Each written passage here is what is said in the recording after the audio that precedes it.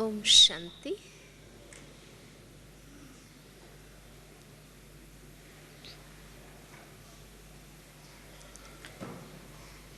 रोज जिस प्यारे बाबा को हम याद करते हैं और मन की आँखों से जिनको रोज निहारते हैं, वो स्वयं प्यारे बाप दादा आज हम बच्चों के सन्मुख पधारेंगे और हम सब उनके शालिग्राम बच्चे उनसे मिलन मनाएंगे।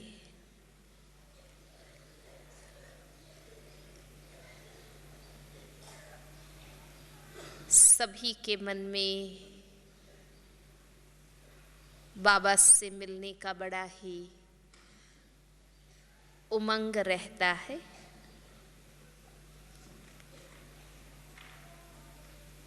और जब हम ये सोचते हैं कि अनेक जन्मों से जिनको ढूंढते थे, जिससे पाने के लिए क्या नहीं करते थे, वो स्वयं साक्षात शिव बाबा आज दादी गुलजार के माध्यम से हमारे सन्मुख होंगे।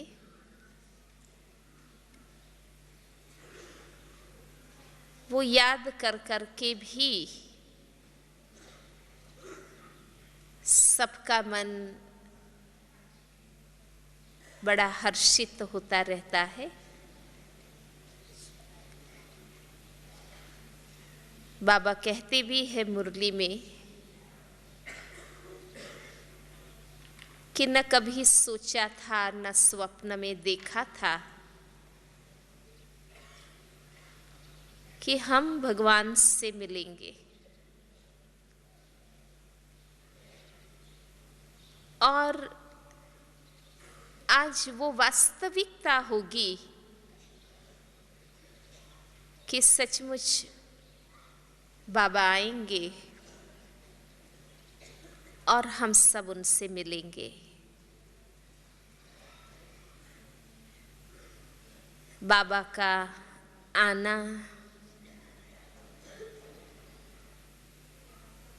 वो ही हम बच्चों पर सबसे बड़ी कृपा है।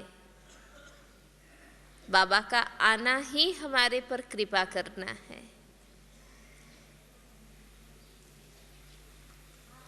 क्योंकि वो आकर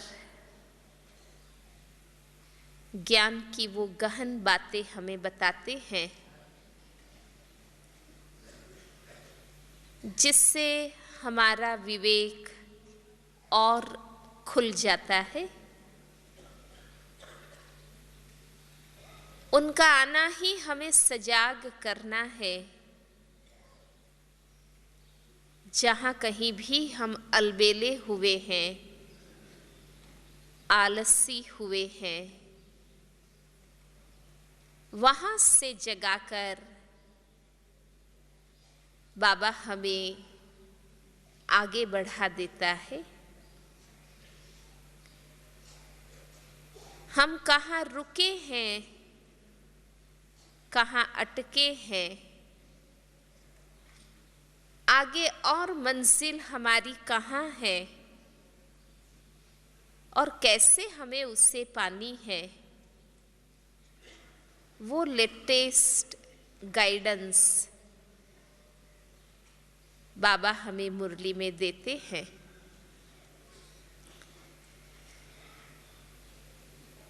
अवश्य ही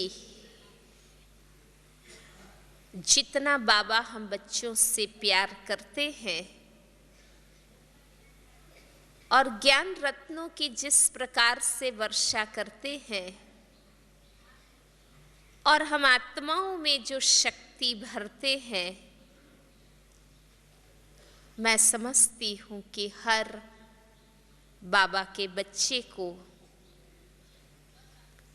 अंतर से वो उमंग रहता है कि ऐसे सुखदाता बाबा के लिए हमें क्या नहीं करना चाहिए। हम जानते हैं बाबा की हम बच्चों के प्रति क्या आश है, और उन आशाओं को पूरी करना यही हमारे जीवन का कर्तव्य है। हम बच्चे बने किस लिए हैं? हम उनके हुए किस लिए हैं? हम सन्मुख आते हैं, उनकी बातें सुनते हैं किस लिए? अगर वो आचरण में लानी ही नहीं तो हम किस लिए सुनते हैं? इसलिए हमारा यहाँ आना और आकर सन्मुख बाबा के बैठना, उनके महावाक्यों को सुनना, ये सिद्ध करता है कि हम उस कर्तव्य से बंध जाते हैं कि वो जो कहते हैं वो हमें करके दिखाना है।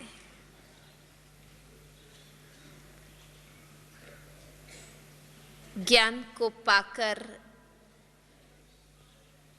प्रारंभ में हमने जो परिवर्तन किया,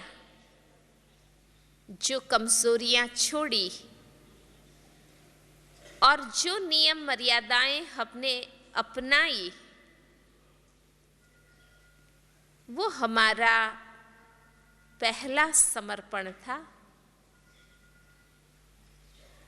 कि सत्य ज्ञान का प्रकाश मिलते ही और डायरेक्ट उस ऑलमाइटी से योग लगते ही हमने अपने कर्मों में स्वच्छता लाई, कर्म का ब्रह्मचर्य अपनाया, विकारों के मोटे स्वरूप को हमने खत्म किया।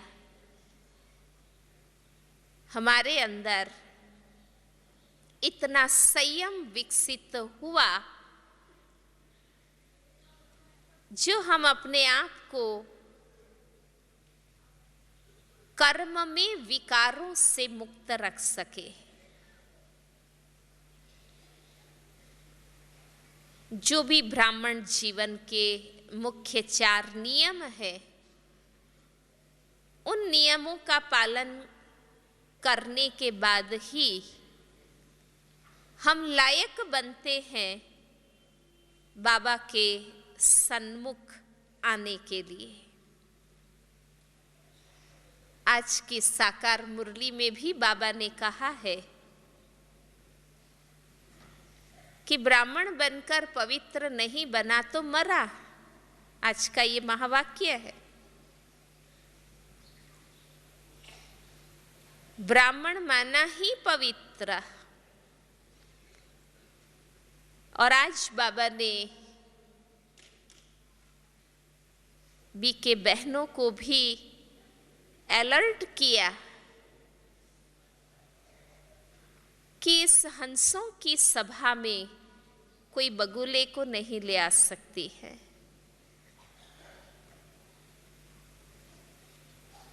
तो कर्म से काम वासना छोड़ना, मोटे रूप से वो गुस्सा करना, लोभ लालच में फंसना, हबच में आ जाना, देह संबंधों में मोह होना, अपने लौकिक धन साधन पोस्ट पोजीशन का अभिमान, वो हमारा ईश्वरीय जन्म होने के साथ ही हम उसे छोड़ते हैं। वो हमारा पहला समर्पण है। जब हम प्रतिज्ञा करते हैं और उस अनुसार अपने आप को चलाते हैं, हमें भी अपने आप से संतुष्टता होती है। हम खुद में चेक कर लेते हैं कि हम ये 4 नियमों का पालन करते हैं या नहीं। अगर हम ब्रह्मचर्य पालन करते हैं, अन्न शुद्धि रखते हैं, व्यसन फैशन नहीं करते हैं, पिक्चर होटलों में नहीं जाते हैं, रोज क्लास करते हैं, तो हम समझते हैं कि हम ब्राह्मण हैं और बाबा से मिलने के लिए हम लायक हैं। अवश्य ही ये हमारी प्राइमरी धारणाएं हैं जिसके आधार पर ईश्वरीय जीवन शुरू होता है। इस गॉडली यूनिवर्सिटी में पढ़ने के लिए हम लायक बनते हैं। जैसे हमें मेडिकल कॉलेज में जाना है, इंजीनियरिंग कॉलेज में एडमिशन लेना है, तो हमें अपनी बेसिक पढ़ाई में 80-90% लाना होता है। वो हमारा बैकग्राउंड है जिसके आधार पर हम डॉक्टरी, बैरिस्टरी, इंजीनियरिंग पढ़ने के लिए योग्य बनते हैं। बेशक डॉक्टरी, इंजीनियरिंग, बैरिस्टरी पढ़ना बाकी है, वो आगे का कदम है, लेकिन वो पढ़ने के लिए लायकात वो चाहिए। इस प्रकार देवता बनने की जो ये पढ़ाई है, उसके लिए जो बेसिक लायकात चाहिए,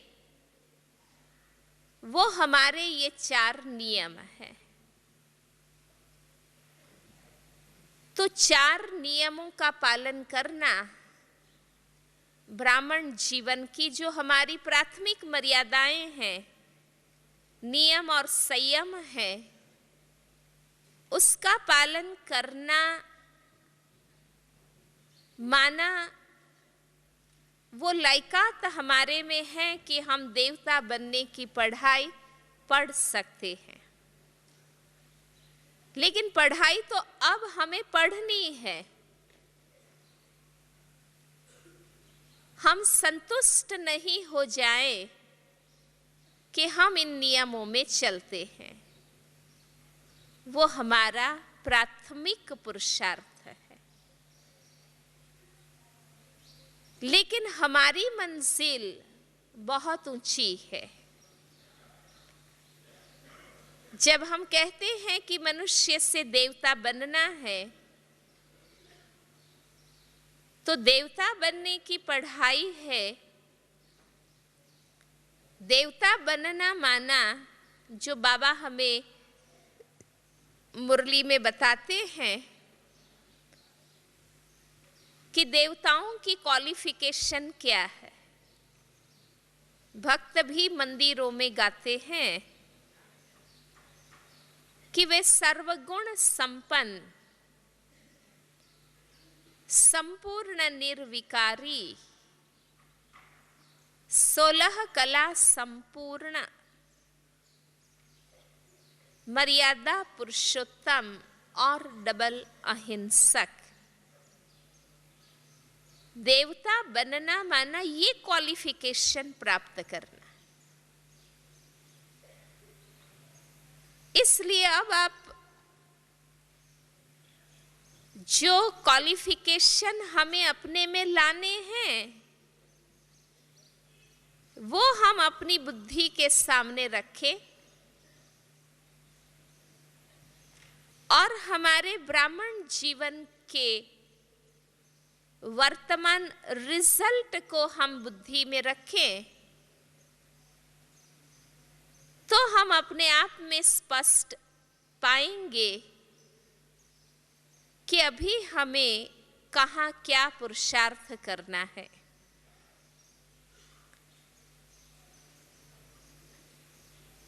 पुरुषार्थ दो प्रकार से हमें करना है। एक पुरुषार्थ है जो बाबा कहते हैं कि 63 जन्मों का उधार चुकाना है, और दूसरा पुरुषार्थ है 21 जन्मों के लिए जमा करना है। अब 63 जन्मों का उधार क्या है? द्वापर से लेकर कलयुग अंत तक देहाभिमान के वश जो भी पाप कर्म हमने किए और उसके फल स्वरूप तो द्वापर युग से लेकर कलयुग अंत तक इन 63 जन्मों में देहाभिमान के वश जो भी पाप कर्म हमने किए हैं वो आज हम आत्माओं के अंदर विकारी संस्कार के रूप में,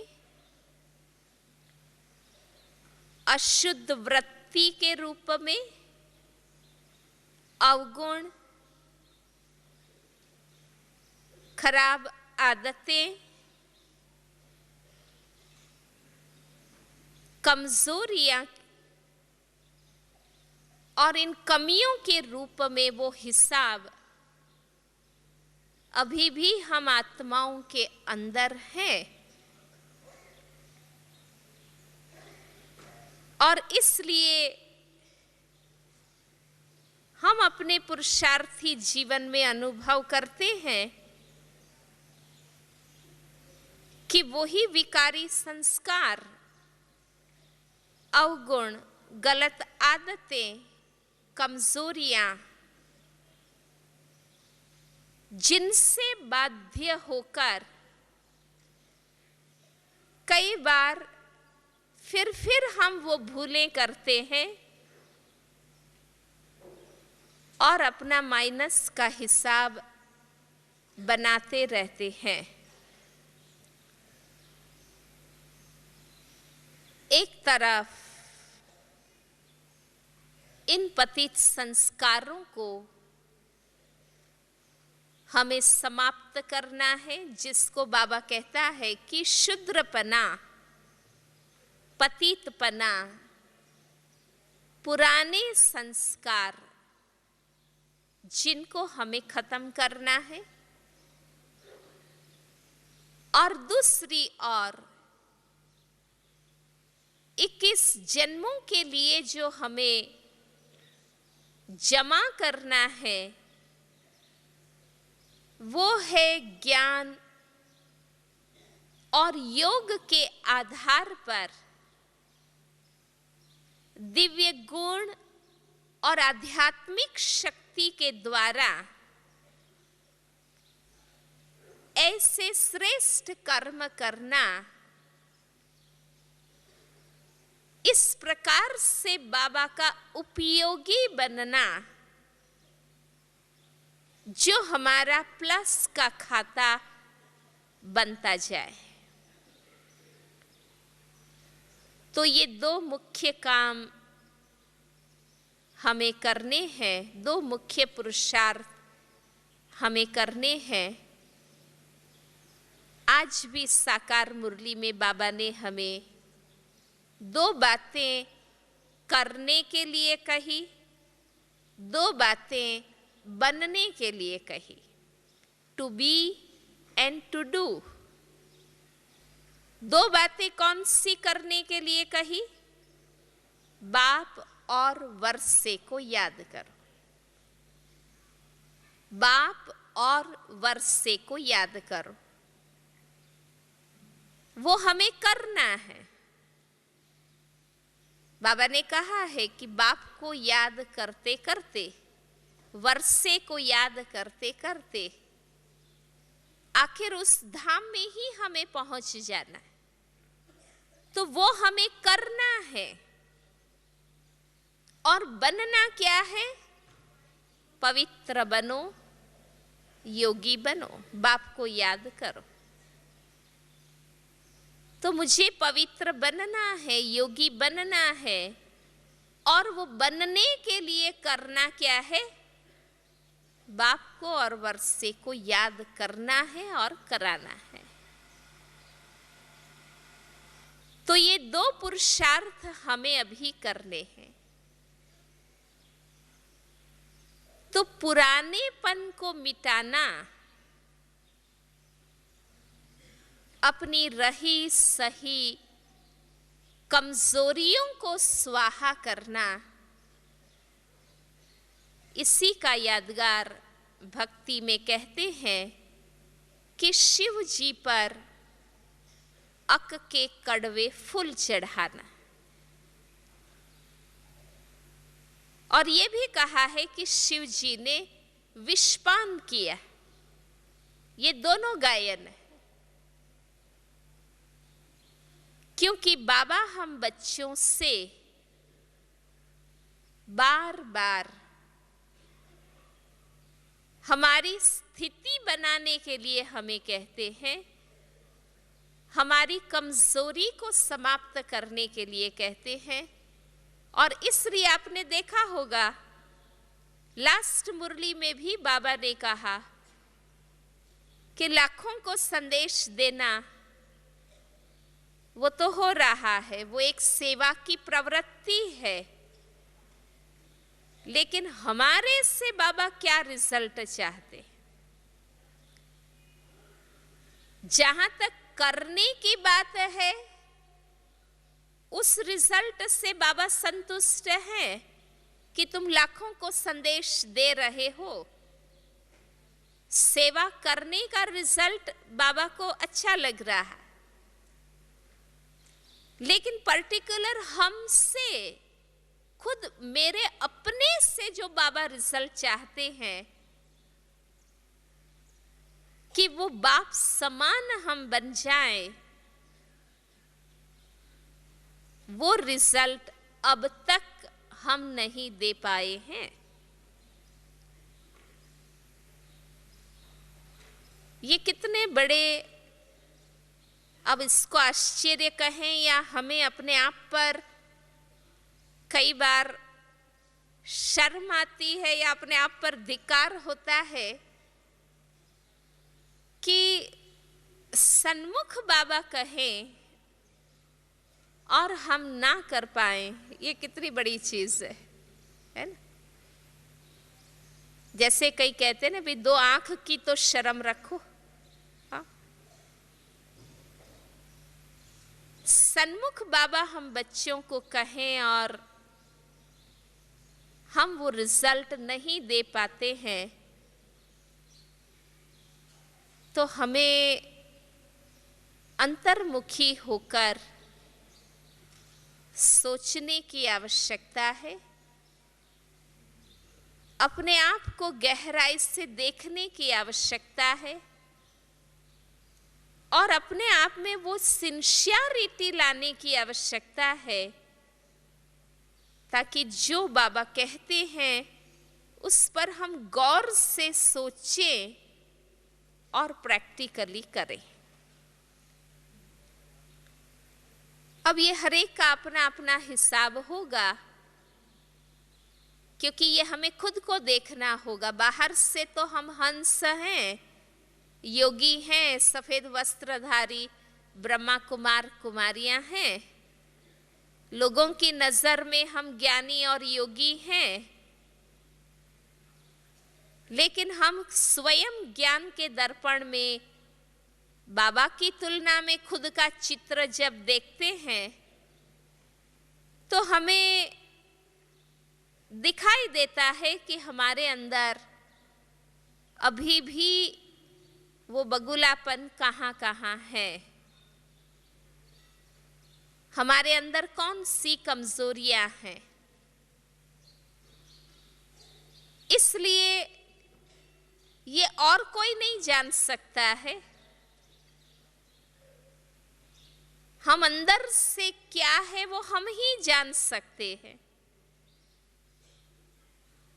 इसलिए अगर हमारी कमजोरी नहीं छूट रही है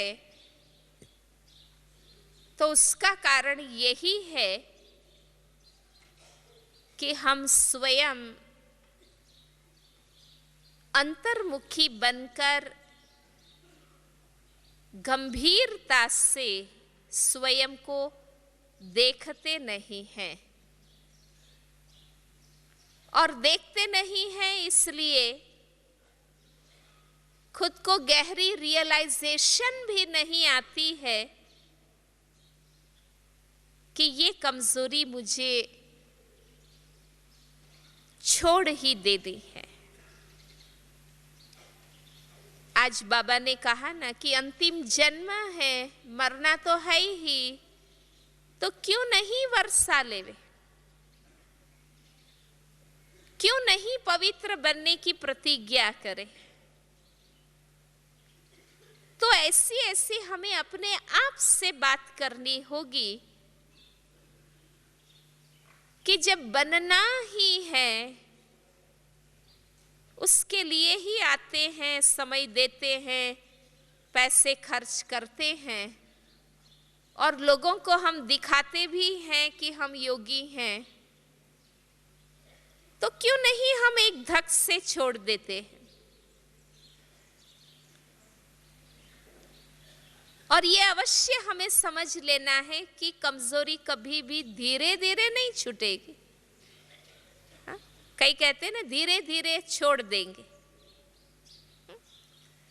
घर में आग लगी हो और आप कहेंगे क्या धीरे धीरे निकलता। हा? कैसे छलांग मार के धक से बाहर निकल जाते।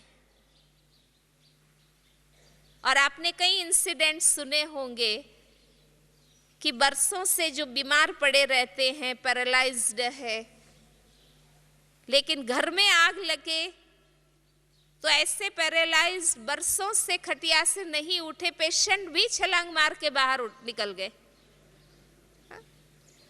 क्योंकि आग लगी है तो स्वयं को बचाने के लिए इंसान अपनी पूरी शक्ति लगा देता है।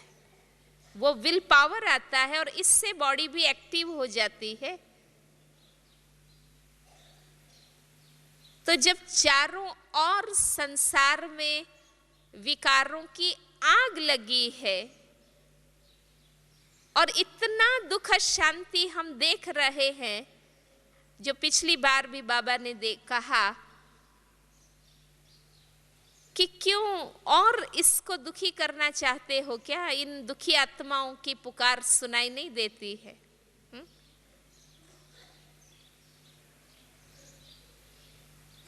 तो जो हमें छोड़ना है वो धक से छोड़ना है और उसके लिए मुझे स्वयं ही अपने पीछे मेहनत करनी। क्योंकि जहां तक सूक्ष्म कमजोरियों की बात है, बाबा ने कहा ना बड़े बड़े विकार तो छोड़ दिए, मोटी मोटी रस्सियां तो काट दी है, लेकिन कमजोरियों के सूक्ष्म धागे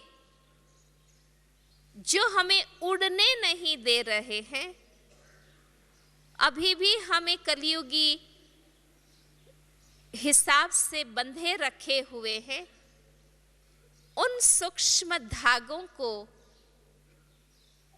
हमें ही दृढ़ता से छोड़ना होगा। इसलिए कर्म में परिवर्तन जिस स्पीड से हमने लाया, हर एक जानते हैं कि 7 दिन के कोर्स में ही, 3 दिन की शिविर में ही, 1 दिन की विजिट में ही जीवन बदल गया। आप में से ऐसे सैकड़ों भाई बहनें होंगे जिसका ये अनुभव होगा कि हमने 7 दिन के कोर्स में ही सब आदतें छोड़ दी, 3 दिन के शिविर में ही जीवन बदल गया। हम एक ही बार सेंटर में आए और लक्ष्य बन गए। तो कर्म में परिवर्तन बहुत स्पीड से हमने कर दिया है, लेकिन उसका नेक्स्ट स्टेप वाचा और उससे सूक्ष्म है मनसा। तो वाणी में भी अपने आप को हमें चेक करना है कि वाचा के द्वारा कहीं भी हम किसी को चुभते हैं, कसकते हैं, दुख देते हैं, किसी के उमंग उत्साह को खत्म करते हैं, किसी की हिम्मत को तोड़ देते हैं। अगर हमारी वाणी में ऐसी कोई भी बात है तो ये कड़वापन, ये अक के फूल अभी हमें समर्पण कर देने हैं। पिछली मुरली का महावाक्य आप सबको याद होगा। मैं समझती हूँ ये हमें हमेशा अपनी डायरी में लिख के रखना चाहिए, रोज पढ़ें कि तुम्हारे श्रेष्ठ भाग्य के आगे ये साधारण बोल अब तुम्हें शोभा नहीं देते। हम हैं कौन और हम मुख से बोलते क्या है? कई बार हम व्यर्थ बोल के ही हंसते हैं, खुशी मनाते। एक व्यर्थ बोलेगा, दूसरे 10 उस पर हंसेंगे। माना उसको व्यर्थ बोलने के लिए हम और उत्साहित करते हैं। तो ज्ञान ये कहता है कि जो आत्मा जितनी गहरी आध्यात्मिक प्राप्ति करती है, उतना उनका वाणी पर संयम आता है। अगर हमारा वाणी पर संयम नहीं है, इसका अर्थ यह है कि हमने आंतरिक वो ऊंची गहरी प्राप्तियां नहीं की है। इसलिए हमारी वाणी में वो दिव्यता, मधुरता, वो रूहानियत नहीं है। और उससे ऊपर का सूक्ष्म लेवल है मनसा, मानसिक रूप से तूफानों के वश होना। जिन विकारों को, जिन कमजोरियों को, जिन आदतों को हमने छोड़ दी है, उन बातों को मन से याद करते रहना। वो मानसिक हिसाब बनाते हैं, हमें मानसिक रूप से शक्तिशाली नहीं बनने देते हैं, हमारे ज्ञान और योग के पुरुषार्थ को फिर जीरो कर देते हैं। क्योंकि प्रैक्टिकल कर्म से हमने जिनका त्याग किया है, उन विकारों का मानसिक रूप से हम रस लेते रहते हैं। कर्मेंद्रियों से भोगना हमने छोड़ दिया, लेकिन मन से वो स्वाद लेते रहना, वो भी मानसिक अपवित्रता है, जो हमारी रूहानियत की शक्ति को खत्म करता है। क्योंकि मनसा की स्थिति चेहरे के द्वारा तुरंत दिखाई देती है। हमने कर्म में ब्रह्मचर्य पालन किया है, लेकिन मानसिक रूप से अगर हम कोई भी देहधारी से बंधे हैं, आसक्त है, अट्रैक्ट हुए हैं, उनके आकर्षण में हैं, प्रभाव में हैं, तो वो हमारी पवित्रता की शक्ति को कमजोर कर देती है। इसलिए बाबा कहते हैं कि ब्राह्मण जन्म लेने के बाद जो काम विकार नहीं छोड़ते हैं मानसिक रूप से, वे नेचुरल आत्म अभिमानी नहीं बन सकते हैं, क्योंकि वो मानसिक आकर्षण उस देहधारी की याद को मिक्स करता रहेगा। इस प्रकार ब्राह्मण बनने के बाद अगर कोई आत्मा क्रोध नहीं छोड़ती है, क्रोध के कई स्वरूप है, घृणा करना, तिरस्कार करना, नाराज हो जाना, रूठ जाना, निग्लेक्ट करना, एक दो से बोलना नहीं, असहयोग देना, कर देना, ये सब आंतरिक क्रोध के बाहरी स्वरूप है। इसलिए ब्राह्मण बनने के बाद अगर इस प्रकार का क्रोध हम करते रहते हैं तो वो इस ईश्वरीय परिवार के प्यार को प्राप्त नहीं कर सकते हैं, सब उनसे दूर रहेंगे। भाई ये छोटी छोटी बात में नाराज हो जाता है, ये बात बात में गुस्सा करता है, ये बात बात में रूठ जाता है, तो वो परिवार का प्यारा नहीं बन सकता है। इस प्रकार ब्राह्मण बनने के बाद अगर हम लोभ करते रहते हैं तो भाग्य बनाने से वंचित रह जाते। एक है आवश्यकता अनुसार अपने पास रखना और एक है इच्छा के वश रखना।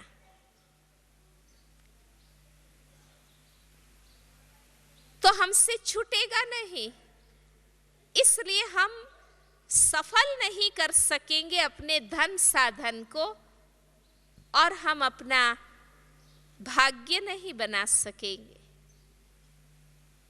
और इस प्रकार अगर इस ब्राह्मण जीवन अपनाने के बाद हम कोई भी मोह में फंसे रहते हैं, चाहे वो मोह देह संबंध से है या इस अलौकिक ब्राह्मण परिवार में किसी से है, कोई भी देहधारी से है, तो वो मोह की सूक्ष्म जाल हमें परमात्मा का प्यारा नहीं बनने देगी। हम ईश्वर के प्यार को प्राप्त नहीं कर सकेंगे, क्योंकि वो देह संबंध का प्यार मन को खींचता रहेगा, इसलिए हम उड़ नहीं सकेंगे। परमात्मा प्यार का अनुभव हम नहीं कर सके। और अगर इस जीवन के अंदर अभिमान हम करते हैं, वो दुनियावी अभिमान हमने छोड़ दिया, अपनी पोस्ट पोजीशन धन साधन का अभिमान हमने छोड़ दिया, लेकिन इस ब्राह्मण जीवन में कई बार हमें अपनी सेवा का अभिमान आता है, हम जो सहयोग देते हैं उसका अभिमान आता है, हम जो पुरुषार्थ करते हैं उस पुरुषार्थ का अभिमान कई बार आता है कि मेरे जैसा कोई पुरुषार्थी ही नहीं है, मैं ही क्लास में पहले आता हूं और कोई आता ही नहीं है। हमें अपने पुरुषार्थ का अभिमान आता है। हमें बाबा ने जो योग्य बनाया इन योग्यता का अभिमान आता है और वो किए करने के फल स्वरूप जो नाम मान शान हमें मिलता है, वो बाबा को भूलकर हम स्वयं स्वीकार करने लगते हैं। इस प्रकार का अभिमान हमारे अंदर आता है तो हम इस ब्राह्मण जीवन के अंदर सफल नहीं हो पाते हैं। वो एक ऐसा बड़ा विघ्न है जो ऊपर चोटी पर पहुंचे हुए हमें फिर से नीचे गिरा देता है। इसलिए सब कुछ करने के बाद भी करने का अभिमान तो हमें और मूर्ख बना देता है, क्योंकि सब कुछ किया लेकिन एक गलत चीज हमने कर दी कि करने का अभिमान आ गया। मीन्स हमने बाबा से रीस कर ली। जो बाबा के प्रति अर्पण करना चाहिए वो मान शान मैंने स्वीकार कर लिया, माना मैंने अपने जीवन से बाबा को माइनस कर दिया। ये सबसे बड़ी भूल हमारी हो जाती है। तो मैं समझती हूँ कि इस पुरुषार्थी ब्राह्मण जीवन के अंदर भी इस प्रकार की कई कमजोरी रूपी अक के फूल हम सब के अंदर हैं, जो हमें संपन्न बनने में विघ्न रूप है, बाबा की आशाओं को पूरी करने नहीं देते हैं। और लास्ट जो बाबा ने हम सब से कहा कि वो परिवर्तन बाबा आप में देखना चाहते हैं जिसमें आपकी चलन और चेहरा दर्शनीय मूर्त हो, साक्षात्कार मूर्त हो, वो रूहानी स्वरूप बनाने में हमारी ये आंतरिक सूक्ष्म कमियां हमें बाधा रूप बनती है। तो हम आज जबकि बाबा स्वयं हमारे सामने आ रहे हैं, हमें मौका है कि हम स्वयं की कमजोरी पर अंतर्मुखी होकर सोचें और बाबा के अलावा और जो कुछ भी न करने योग्य, न बोलने योग्य, न सोचने योग्य, न स्वयं में रखने योग्य जो कुछ कमजोरियां हैं, उनको समर्पण करने का दृढ़ लक्ष्य अपने आप में बना ले। कई बार ये कमजोरियां हमें अल्पकाल का सुख प्यार देती है, इसलिए हम उसमें अट्रैक्ट होते रहते हैं और छोड़ना नहीं चाहते हैं। इसलिए हमें खुद को बार बार ये लक्ष्य याद दिलाना होगा कि लक्ष्य तो यही है ना कि संपूर्ण बदलना है, संपूर्ण निर्विकारी बनना है। लक्ष्य ये तो नहीं है ना कि थोड़े थोड़े विकार छोड़ने हैं, थोड़ा थोड़ा जो जो अनुकूल है वो करना है। लक्ष्य वो नहीं है। लक्ष्य ये है कि संपूर्ण निर्विकारी बनना है। और जब हमें ही बनना है तो हमें ही इन कमजोरियों को छोड़ना है। तो आज साक्षात सन्मुख में बाबा आ रहे हैं, तो हमें मौका है कि हम स्वयं की कमजोरियों के ये अक के फूल समर्पण कर दें और इसी समर्पण पर ही बाबा कुर्बान होकर अपने आप हमें गुण, शक्ति और कलाओं से भरपूर कर देते हैं। ओम शांति।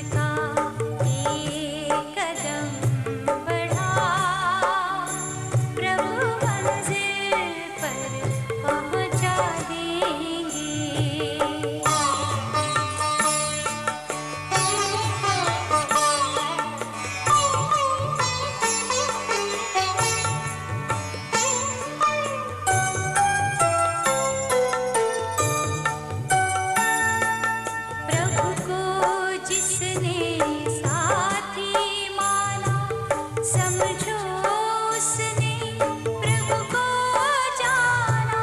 मुश्किल नहीं है कुछ भी उसको, शेष नहीं कुछ उसको पाना।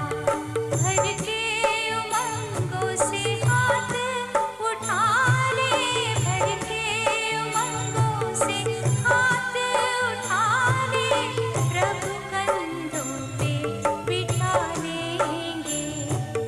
आ हिम्मत का एक कदम बढ़ा, प्रभु मंजिल पर पहुंचा देंगे।